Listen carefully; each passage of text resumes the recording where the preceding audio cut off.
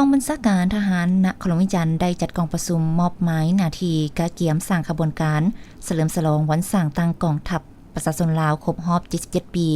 และวันสร้างตั้งกองบัญชาการทหารนครหลวงวิจันทร์ครบรอบ50ปีในวันที่15ธันวาคม2025นี้โดยการเป็นประธานของสหายพลจตวาบุญฤทธิ์ศรีสุพรหัวหน้ากทหารกองบัญชาการทหารนครหลวงวิจันทร์มีคณะพักคณะบัญชาแผนกการจากองค์การ5ห้องตลอดฮอดคณะบัญชากรมกองขึ้นกับเข้าร่วม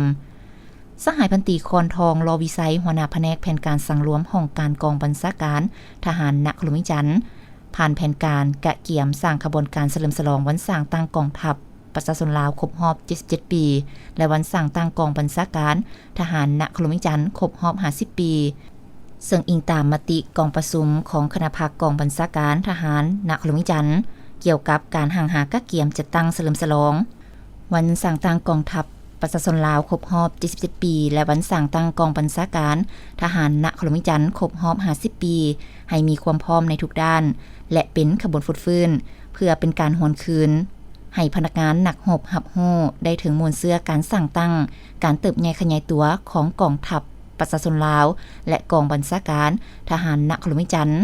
นำใจการต่อสู้อันพิละอันหารก็คือผลงานชัยชนะของกองทัพประชาชนลาวในภารกิจปฏิวัติต่อสู้ปลดปล่อยชาติก็คือระยะปกปักรักษาและสร้างสาพัฒนาประเทศชาติถือเอาโอกาสการจัดตั้งเฉลิมฉลองวันดังกล่าวเป็นการทบทวนหวนคืนและสร้างขบวนการหอบด้านในทั่วกองทัพเว้ารวมว่าเฉพาะก็คือทั่วกองบัญชาการทหารนครหลวงวิจันทร์ให้เป็นขบวนฟุตฟื้นอย่างแข็งแรงพร้อมทั้งสืบต่อปฏิบัติ4หน้าที่ใหญ่26แผนงานที่คณะพักกระทรวงป้องกันประเทศวางออกให้มีผลสำเร็จประกอบส่วนเข้าในการจัดตั้งปฏิบัติ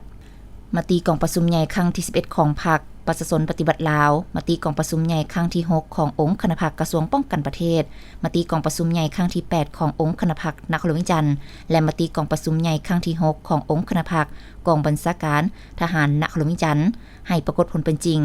จากนั้นยังได้ผ่านข้อตกลงแต่งตั้งคณะผิดชอบการจัดตั้งเฉลิมฉลองในวันดังกล่าวตื่มอีกในโอกาสนี้ผู้เข้าร่วมกองประชุมก็ได้พร้อมกันประกอบคำคิดคำเห็นใส่แผนการอย่างกงไปกงมาพร้อมนั้นสหายประธานกองประชุม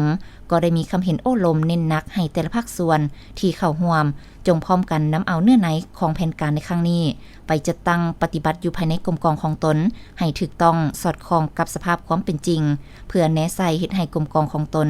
มีผลงานอันใหม่และเฮ็ดให้วันสำคัญดังกล่าวมีความหมายความสำคัญพร้อมทั้งเป็นขบวนฟุตฟื้นแข็งแรง